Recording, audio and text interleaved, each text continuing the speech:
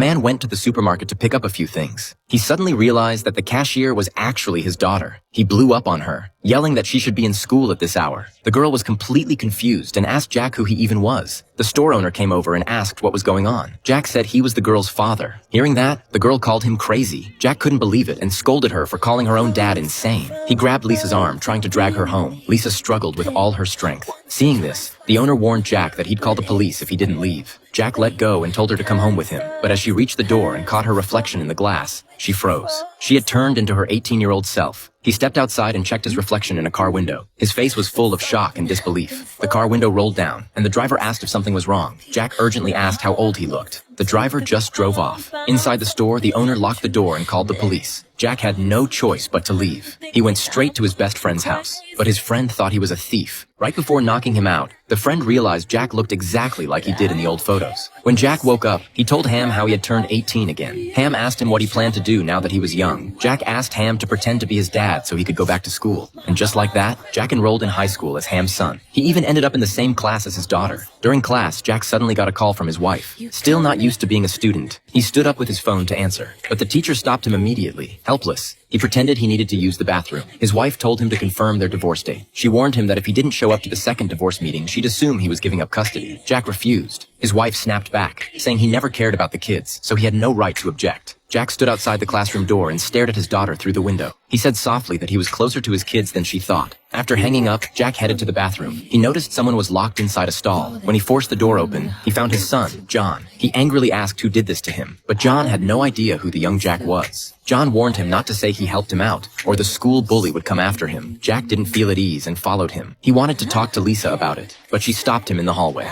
Lisa brought him to the rooftop, bringing 2 girls with her for backup. She told Jack to stay away from her from now on, but Jack wasn't scared at all. He told her about John getting bullied. Seeing that Lisa already knew, he asked why she never told their dad. Lisa said he must really want to be dad if he was saying stuff like that. She turned around and walked away. Before leaving, she shot him a rude hand gesture. Jack was stunned. Was this really his sweet daughter? Jack later found John and asked why he didn't call for help when he was locked up. John said it'd be embarrassing. At that moment, the school bully and his buddies walked into the cafeteria. They went straight up to them. The bully mocked John a few times. Then he slammed a basketball on John's head. He swaggered off afterward.